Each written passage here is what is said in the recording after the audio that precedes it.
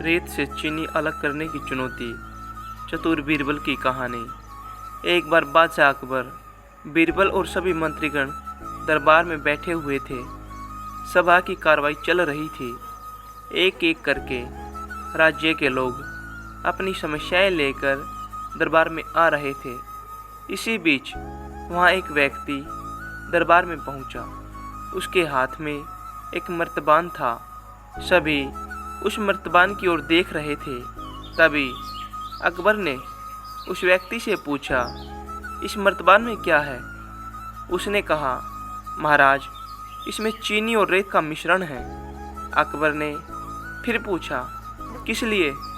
अब दरबारी ने कहा, गलती माफ़ हो महाराज, लेकिन मैंने बीरबल की बुद्धिमत्ता के बहुत से किस्से सुने हैं।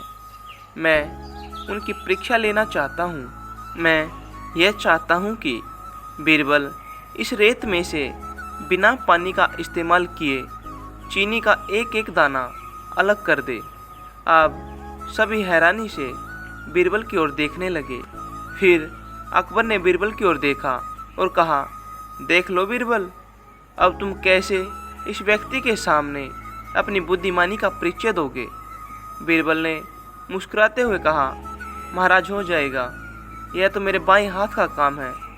अब सभी लोग हैरान थे कि बीरबल ऐसा क्या करेंगे कि रेत से चीनी अलग अलग हो जाएगी। तभी बीरबल उठे और उस मर्तबान को लेकर महल में मौजूद बगीचे की ओर बढ़ चले। उनके पीछे वह व्यक्ति भी था। अब बीरबल बगीचे में एक आम के पेड़ के पास पहुंचकर मर्तबान में मौजूद रेत और चीनी के मिश्रण को उसके चारों तरफ फैलाने लगे। तभी वह व्यक्ति हकबकाकर बोला, अरे, ये क्या कर रहे हो? इस पर बीरबल ने कहा, यह आपको कल पता चलेगा। इसके बाद दोनों महल में वापस आ गए। सभी को कल सुबह का इंतजार था। अगली सुबह जब दरबार लगा तो अकबर और सारे मंत्री एक साथ बगीचे में पहुँचे।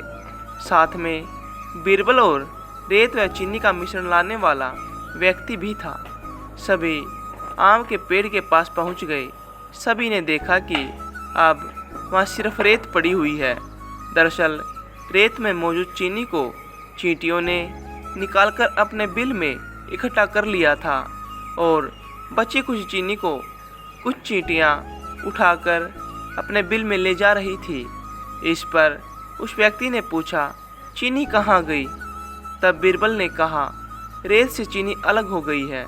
सभी जोर जोर से हंसने लगे। बीरबल की यह चतुराई देख अकबर ने उस व्यक्ति से कहा, अगर अब तुम्हें चीनी चाहिए तो तुम्हें चींटियों के बिल में घुसना पड़ेगा।